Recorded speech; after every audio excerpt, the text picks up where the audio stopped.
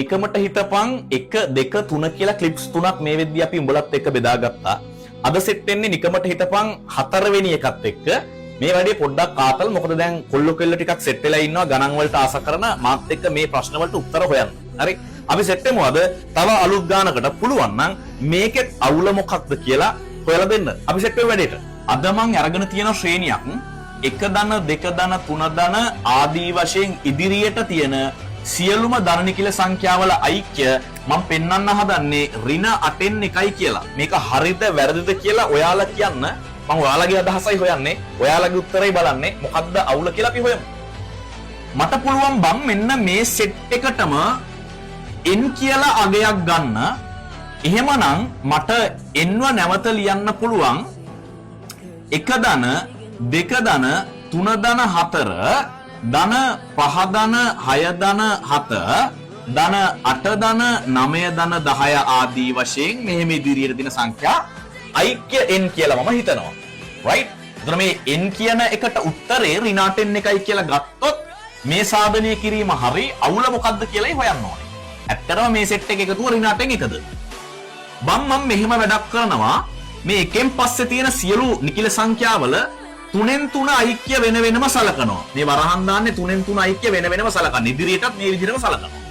දැන් මෙන්න ආතල් එක. එහෙනම් n කියන එක මට ලියන්න පුළුවන් මෙතන 1 ධන මෙන්න මේ සෙට් එක බලපන් කීයද කියලා. 2යි 3යි 5යි 5යි 4යි 9යි. අතනින් බලපන් 5යි 6යි 11යි 11යි 7යි 18යි. අතන බලපන් 8යි 9යි 17යි 17යි 10යි 27යි. ඔය ආදී වශයෙන් ඊළඟ තුනේ ඓක්‍ය ගත්තොත් 36ක් එන්නේ. ඊළඟ ඓක්‍ය ගත්තොත් එහෙම 45ක් එන්නේ. කොහොම ඉදිරියට තව එනවා. right? දැන් මෙන්න පොඩි ආතල් එකක් පේන්න ඕනේ. මේ එකෙන් පස්සේ තියෙන සියලුම එකතු වෙන සංඛ්‍යාවල ඔක්කොම තියෙන්නේ 9 නිකිල ගුණාකාර. ඒ කියන්නේ මෙයා සියල්ල 9න් ගුණ වෙන සංඛ්‍යා.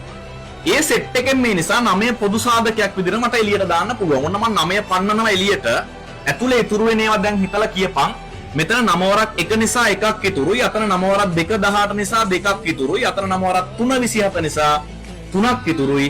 මෙතන 9 වරක් 4 36 නිසා 4ක් ඉතුරුයි. අතන 9 වරක් 5 45 නිසා 5ක් ඉතුරුයි. ආදී වශයෙන් 6 ධන 7 ඔය වර්ගයේ යන්න ඕනේ ඉස්සරහට.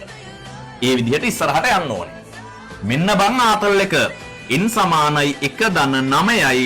හරියට හිතුවොත් බලහන් මම මුලම හිතලා තියෙන්නේ මේ 1 ධන 2 ධන 3 ධන 4 ධන ආදී වශයෙන් සියලු ධන නිකිල සංඛ්‍යාවල ඓක්‍ය ඉදිරියට ඇති n කියලා හිතලා තියෙන්නේ. මේ n කියලා හිතලා තියෙන්නේ. එහෙනම් මෙන්න මේ සෙට් එකට නැවත මට ඔබන්න පුළුවන් nව.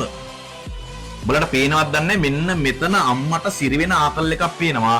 මේ ධන 9යින් අරගෙන වරෙන් අනිත් පැත්තට n බලාගෙන ඉන්නවා ධන 9යින් එහෙනකන්. හැබැයි කොන්දේසිය ඍණ වෙලා එන්න ඕනේ. එන ඍණ 9යින් සමානයි 1යි.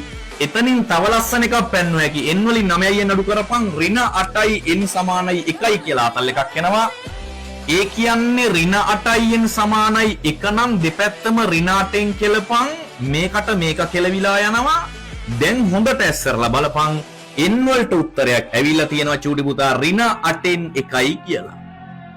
දැන් n කියන්නේ කවුද? n කියන්නේ 1 ධන 2 ධන 3 ධන 4 ධන 5 ධන 6 ධන 7 ධන 8 ධන 9 ධන 10 ධන තිත් ආදී වශයෙන් සියලු නිකිලවල ඓක්‍ය.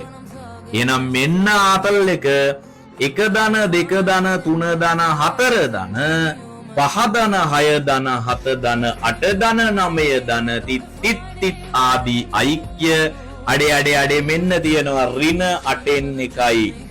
ඊ මොකද්ද ඒ වුනේ? බඩු ඇත්තද ඔළුව කුරුවල් වෙන ප්‍රශ්නයක්. පුළුවන් නම් මේකේ අවුල මොකක්ද කියලා අදත් කොමෙන්ටුවකින් කොටාගෙන යමු. මෙන්න ගාන නිකමට හිතපන් 4.